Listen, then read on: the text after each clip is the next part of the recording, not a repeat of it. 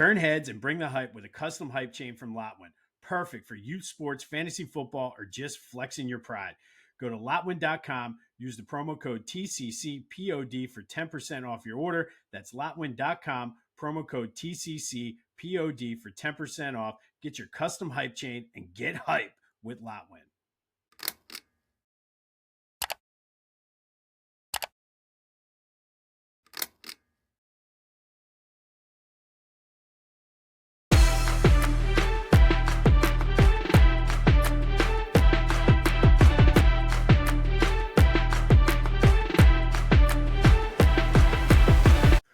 What's up, everyone? Welcome to this day in Philly sports history for November 25th, 2025.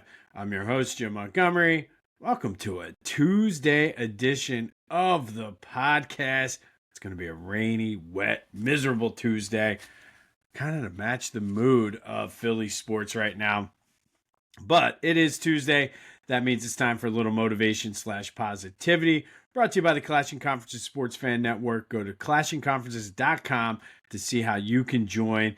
We're always looking for new members, especially those who are teams that are not represented already, looking to grow the network. So go to clashingconferences.com to find out more details. And we, at this day in Philly sports history, are proud members of the Clashing Conferences Sports Fan Network.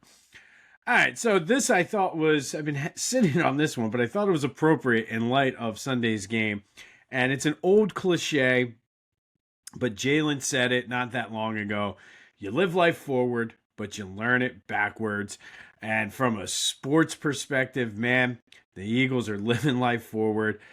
Doesn't appear they're learning much backwards, though. So hopefully the coaching staff and the players can get all together and get this team and this train back on track. But I feel from a personal perspective, in a real life perspective, I guess I should say, it means you can learn a lot from things in hindsight. The old saying, hindsight is 20/20. You learn from your past actions, past events, and those actions and those events lead you to where you are. So if you're ever wondering, how did I get here? There's always the thing, that's me, probably wondering how I got here. Well, look back at your past actions. That's how you got there. But the key is not to spend too much time in the past, not to live there. You need to learn from those actions, learn from those events, and take out of that what is going to move you forward into your future. Apply that to what you're doing right now in the present to move you forward into the future. And I think the key is balance. I think you can't live in the past. I'm getting the vision of glory days. You can't hang on to the glory days because the glory days are gone. And you also don't want to spend too much of your time looking too far into the future because you're going to miss so much in the here and now. So many opportunities. So look ahead, look back. But at the end of the day, be present in the moment and learn from those past mistakes. Be sure to set goals and everything. But especially, I think this is appropriate around Thanksgiving. Live in the moment. Hang out with family. Hang out with friends. Don't dwell on what happened. Learn from it. Don't dwell on what might happen. Trust that you're prepared for it. And that is today's Tuesday Motivation Positivity. So Eagles, Nick Sirianni, Kevin Petula, Jalen Hurts, Saquon Barkley, Vic Fangio. You live life forward, but you learn it backwards. So please, learn from your mistakes and make the correct and necessary adjustments. Obviously, heavy football slant on that one, but I do think there's a lot you can take away in your weeks on that. The key takeaway for me is be in the present. Take what you've learned, those learning experiences, apply it to the now so you can help shape your future. It's pretty deep if you really get into it. I could probably spend a whole 45 minutes talking about this and reliving life mistakes and choices and things like that and how I got to where I am. Yep, that's me. You're probably wondering how I got here. But that is Tuesday motivation for this week. Hopefully you can take something out of that as we move into the holiday season. And that is brought to you, as always, by the Clashing Conferences Sports Fan Network. Go to clashingconferences.com for details. All right, so let's get into this. The day after I was able to kind of rewatch some things and take a deeper dive into certain things. First, for the go to the game, it was a tie between AJ and Nakobe Dean. Kind of lost in that was Nakobe Dean's game. He played very, very well for that defense. And of course, AJ played well. But we all know how that played out. And there's a lot of blame to go around. I don't think you can pinpoint this on one specific unit, one specific player, one specific coach. Lots to go around. And I guess what I'm going to start off with is shame on the media. I don't know who put this out there, but I saw it a lot about Landon Dickerson's post-game comments about how the coaches did not have them prepared. I get that you're trying to outdo the guy standing next to you in the locker room. I get that you have your own narrative and storyline you're trying to concoct. However, you got to be responsible, because the clip that was snipped essentially was Landon Dickerson saying about not being prepared. However, in the full context, which I was able to listen to the full almost minute and a half, minute 45 clip of the question that was asked of him, that's not what he said. That is not what he said at all.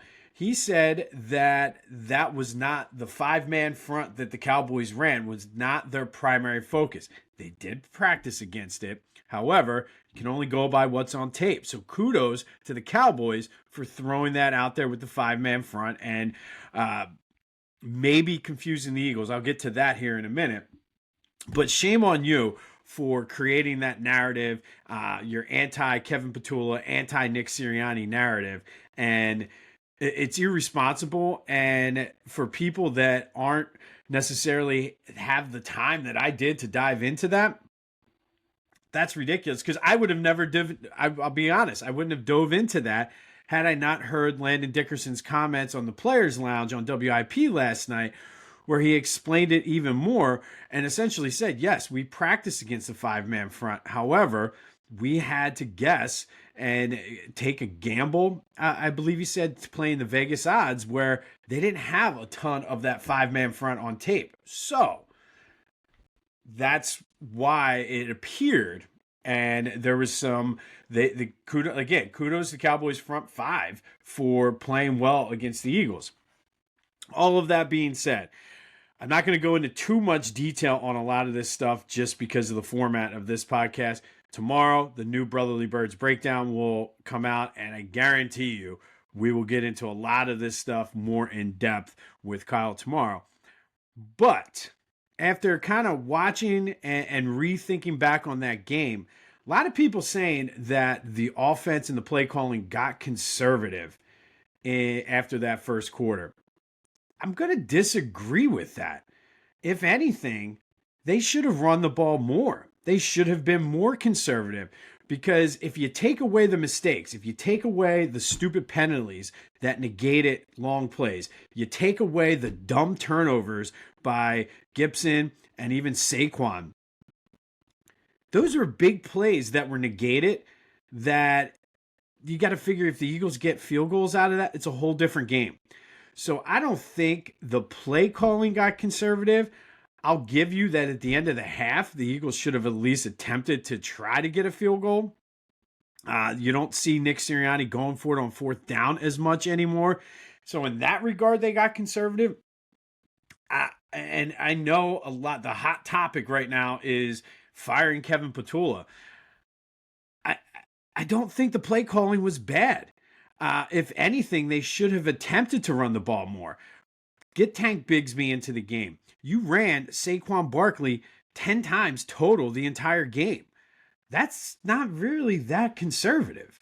So I think the dumb penalties, 14 of them, some of them were ticky-tack by the refs, some of them were bad calls, but it doesn't matter. 14 times you were penalized. That is an indictment on the coaching staff. So if you want to get on the coaching staff for not having these guys ready, absolutely. That is very uncharacteristic historically for a Nick Sirianni team to make those mental mistakes and to make 14 of them and a handful of them to negate long plays. That's not play calling. That's just undisciplined, and that's on the coach.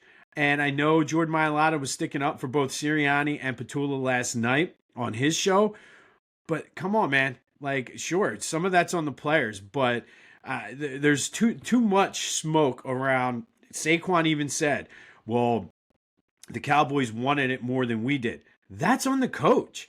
And I know Sirianni was like, oh, he kind of downplayed it and backpedaled a little bit. But the fact of the matter is, Saquon said it. Like, he didn't need to look at film to know that.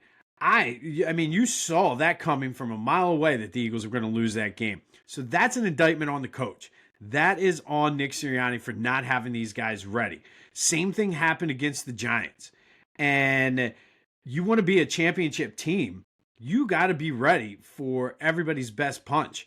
And the Cowboys counterpunched on Sunday, and the Eagles did not respond. So, again, there's enough blame to go around. And if you want to talk about not running the ball, yeah. But I don't think the play calling, you can talk about maybe some of the motions and things like that. But I can't get on Kevin Petula for not being aggressive enough when they only ran the ball 10 times. And there were big plays that were negated by penalties. And had those those big plays not been negated, you have a different outcome of this game. I do think, speaking of the coaches, Jeff Stoutland, I'm looking at you. You are the run game coordinator, and part of the reason they only ran the ball 10 times is because you couldn't get anything going on those 10 plays. Should they have stuck with it? Probably. So Stoutland, you need to look in the mirror. Kevin Petula, look in the mirror. Run the ball more. Trust that Stoutland. It's almost like they're working against each other. Nick Sirianni, look in the mirror. Like, get this team ready. Jordan Mailata, the entire offensive line, look in the mirror. Saquon Barkley. And I know Saquon was a darling last year and everybody loves Saquon, but I'm going to call out Saquon right now because I saw this by numerous, some people were amateurs, some people were pros who break down the film. There was one specific play that Saquon, one of the ones that Saquon broke outside that was like a 2-yard gain, which every run he had was a 2-yard gain or a negative 2-yard gain. So he had 1 5-yarder. But he missed a hole. And I don't know if he's trying to hit a home run.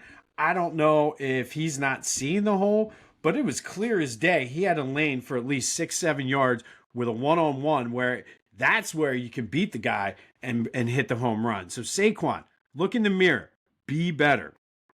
I think defensively, you can only ask the defense to do so much. I think giving up 24 points to this Cowboys team with the injuries they had, especially late in the game, can't necessarily put it all on them. But Cooper DeJean, you look terrible on the outside. I get that the one pass interference on you should have been called the other way, but you got to look in the mirror. You got to be better if you're going to have to be playing on the outside. I mean, but overall, I can't put this that much on the defense when the big plays were there offensively to be had, and they didn't take advantage of them. So I think this team, I said it yesterday, I'm going to say it again, from top to bottom, Jeffrey Lurie down to the equipment guys. Look in the mirror, because a lot of people talking about the Eagles were arrogant. 100%, I feel they came out arrogant and cocky in that game and expected to roll over this team. And the Cowboys were like, no. And they had a chance to put them away, but they made the mistakes that didn't do that. So I don't want to take anything away from the Cowboys because they did take advantage of the Eagles' mistakes. But the Eagles killed themselves that game. The Eagles lost that game. Cowboys didn't necessarily win it. They made plays when they had to, but the Eagles lost that game for themselves. And this is truthfully a turning point in this season. How are they going to respond on a short week against a Bears team who they're hungry? They're 8-3 as well. I don't know if they're as good as what everybody's saying. That remains to be seen, but you could get got on Friday if you don't get your head out of your asses and get it together. So I'm anxious to see what happens with preparation and how they come out, because they need to come out more fired up on Friday or they're going to get smacked in the face again. And then we're going to have a whole lot more to talk about moving forward, heading into, I believe the next game is the Chargers game on Monday night. Some injury news. Drew Makuba likely done for the season. Sidney Brown, I get it. You play hard. But that was friendly fire. That's like the second or third time an Eagle has hurt another Eagle this year. So again, be more disciplined. Look in the mirror. Do your job. Bill Belichick used to say that all the time. These guys are not doing their job. They're pressing. They're trying to be the hero. Do your job and everything will be fine. And if I never see Gibson on the field again, that is quite all right. He should be walking home from Dallas. But again, is that on him or is that the coaches? I mean, you got to be better than that. And even it makes me wonder now, the play the other game where he touched it and it looked like a safety. I don't know if he knew that rule. I think he just made a bonehead dumb play like he did on Sunday. So again, like I said, lots of blame to go around. I don't think the play calling was that conservative. I think if anything, the mistakes are what killed them. They should have probably been more conservative with the play calling and tried to run the ball more. Give me more Tank Bigsby. You're a run first team. And that has been your identity since Nick Sirianni has taken over as coach of this team since like midway through the 21 season. You run the ball 10 times. That's like Andy Reid-like numbers there. So everybody get it together. But that's my rant. There'll be more. I'm telling you, there's going to probably be a lot more. It's going to be very contentious, you might say, because I don't know if I'm even scratching the surface of some of this stuff on the Brotherly Birds breakdown that will drop tomorrow. But we'd love to know your thoughts on the Eagles. Now that we're the day after, hit me up on the Back to the Future voice and text line 267-495-8531. Get it out. Let's go. Airing of grievances, so to speak. We are in the holiday season. All right, Flyers suffered their first shutout of the season, losing 3-0 yesterday down in Tampa Bay. Just one of those games. It happens, I guess. They're back at it on Thanksgiving, still in Florida to take on the defending Cup champions. Sixers in action tonight versus the Magic in NBA Cup group stage. Sixers are already 0-2, so essentially out of that. But it's always nice to see the colorful court, and maybe they'll wear the black jerseys tonight. All right, Thanksgiving week. Yesterday's trivia question: what is the Eagles' all-time record on Thanksgiving? They are 6-1. They've played the Cowboys twice, the Steelers twice, the Lions twice, and they played the Arizona Cardinals back in 2008. The only loss coming, their last Thanksgiving appearance in 2013 to the Lions. All right, some housekeeping. Be sure to follow me on all social media at Philly Jimbo. Subscribe to the YouTube channel, Jimbo_Mont, and continue to spread the word. Like, subscribe, review, all that other fun stuff. And leave a comment. I try to respond to them all, but there are a lot of negative ones that I had no rebuttal for. A lot of Cowboys fans, a lot of cockroaches coming out of the woodwork. And unfortunately, because of the way the Eagles played on Sunday, I had nothing. Because they were right. That pains me to say that, but they were right. And don't forget, we're in the middle of our third annual gift and food drive benefiting the Maddie and Dixon Community Cupboard in Ambler. Donations are coming in, so thank you. Let's make this a great holiday season. And who knows, maybe giving will make you feel a little bit better about this Eagles team. But that does lead us into what we're thankful for. And today, we're thankful for Merle Reese. Poor Merle has to endure all of this every day, every year, or every game. But he's been the voice of the Eagles, been with the organization since 1977, play-by-play guy since 1978, and the best in the business. Kyle and I touched on this on the Brotherly Birds breakdown last week, but we've been blessed. We've had two of the all-time greats in this city, between Harry Callis and Merle Reese, and Merle just continues to go out there and be a professional, the best in the business, even well into his 80s. One of the soundtrack, Harry Callis was the soundtrack of my summers and kids. Believe it or not, there was a point in time where the Eagles were kind of regularly blacked out. So there was no way to watch them because of the NFL rules. And I know that's hard to believe. So there was a lot of times listening to 94 WYSP at the time where Merrill was the way we listened to the games, whether we were outside playing football, listening in the house. But Merrill Reese, today we are thankful for you, longtime voice of the Eagles, the best in the business and one of the best to ever do it in any sport, in any city. So shout out to you, Merle, as we are thankful for you this Thanksgiving season. And that does lead us into today's trivia question. Merle Reese has been the play-by-play guy for the Eagles radio network since 1978. Who did he take over for? Hit me up on the Discord channel, which is the first link in the description, as well as the Back to the Future voice and text line, 267-495-8531. But who did Merrill Reese take over for as the play-by-play guy for the Eagles? Want to show off your Philly pride without saying a word? Philly Goat has you covered. From tees, hoodies, shoes, and hats, their gear screams Philly louder than an Eagles fan at the vet.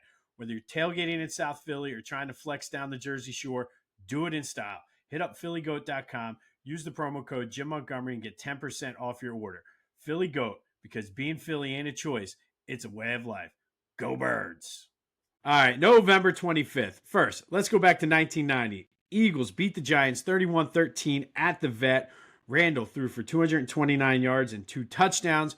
Also ran for 66 yards and a touchdown, including an 18-yard scramble in the second quarter in which Keith Byers absolutely took the soul of Pepper Johnson.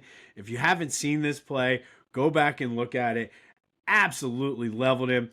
Randall's pointing, and Keith Byers essentially knocked Pepper Johnson to the sideline, knocked him out of his shoe. His soul left his body. One of the best blocks I've ever seen.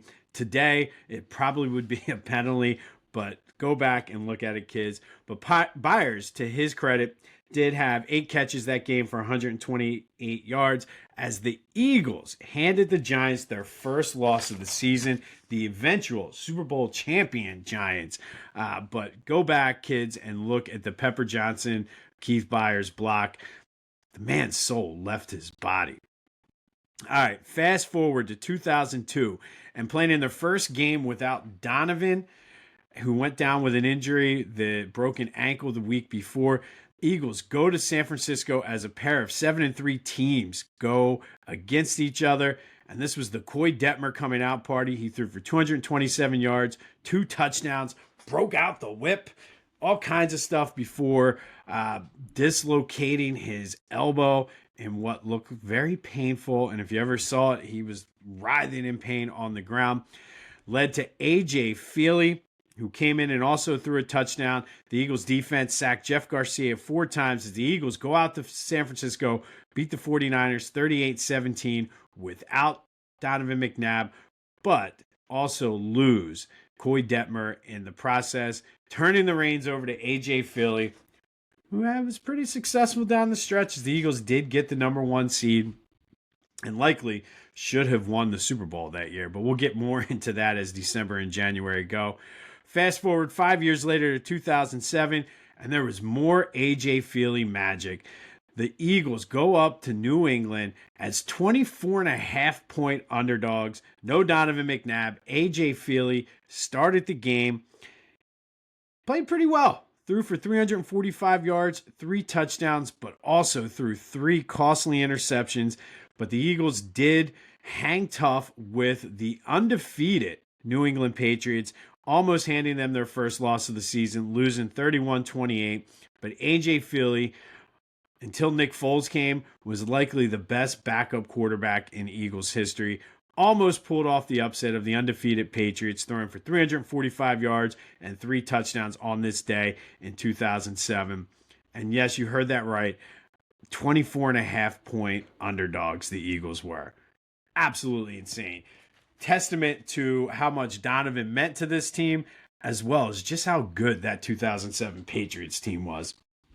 And then finally, in 2018, Eagles fall behind the Giants 19-3 but battled back to win a 25-22 game when Jake Elliott hit a 43-yard field goal with 25 seconds left, saving the season as they moved to 5-6, keeping their playoff hopes alive. We all know what ended up happening. Carson Wentz got hurt. Nick Foles came in, led some late season magic as the Eagles get into the playoffs and then beat this week's opponent, the Chicago Bears, in the wild card game on the double doink. And that happened in 2018. 2007, AJ Philly almost upsets the undefeated Patriots as 24.5-point underdogs. Hard to believe, 24.5 points in an NFL game. I still can't get over that. 2002, Coy Detmer leads the Eagles to a win in San Francisco, 38-17, before dislocating his elbow and turning it over to AJ Philly. And then in 1990, Keith Byers took the soul of Pepper Johnson as the Eagles handed the Giants their first loss of the season, 31-13. All right, let me know your thoughts on the Eagles. Let's go. Let's fire up the Back to the Future voice and text line. I'm more fired up and pissed off today than I was yesterday. Had time to look at it. Unacceptable loss. An absolutely unacceptable loss. And again, plenty of blame to go around, but from top to bottom, look yourselves in the mirror because you got to be better than what you were.